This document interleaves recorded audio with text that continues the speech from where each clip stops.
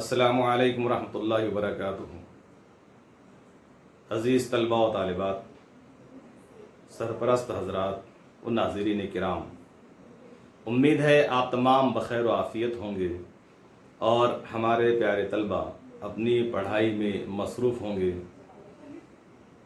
مجھے قوی امید ہے کہ آپ تمام ان پر خصوصی توجہ دے رہے ہوں گے۔ پیارے بچوں، ہمارے ملک میں کچھ ایسے بھی حکمراں گزرے ہیں جنہوں نے حکمرانی کے ساتھ ساتھ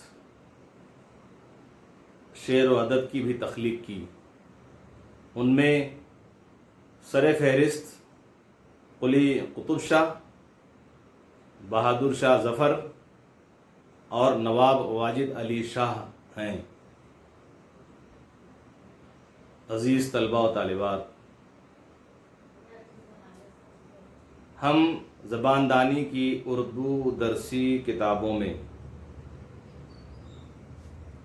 حصہ نثر اور حصہ نظم کا مطالعہ کرتے ہیں۔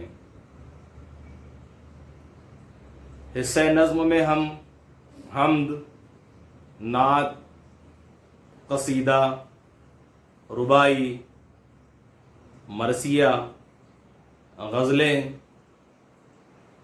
اور قطعات وغیرہ پڑھتے ہیں۔ آج ہم جماعت ہشتم کی اردو درسی کتاب بال بھارتی میں نظم نمبر 3 حسن اختر، جسے واجد علی شاہ نے قلم بند کیا ہے، مطالعہ کریں گے۔ اس سے پہلے بھی آپ نے جماعت ہفتم میں یعنی 7ویں جماعت میں پنڈت دیا شنکر نسیم کی ایک مثنوی مرغ اسیر کی نصیحت کا مطالعہ کیا۔ یہ نظم بھی مثنوی ہے۔ مثنوی کیا ہے؟ پہلے اسے سمجھ لیں۔ مثنوی اس نظم کو کہتے ہیں جس کے ہر شعر کے دونوں مصرے ہم قافیہ ہوتے ہیں۔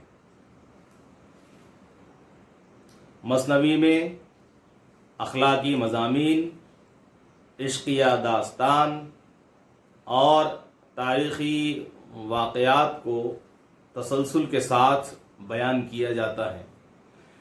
مختصر انداز میں یا مختصراً مثنوی کی تعریف یوں کی جا سکتی ہے کہ مثنوی وہ نظم ہے جس میں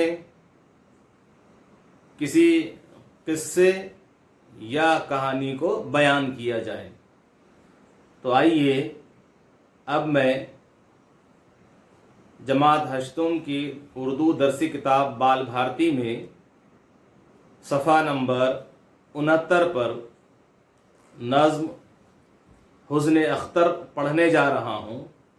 آپ اپنی نگاہ کو مرکوز کیجیے۔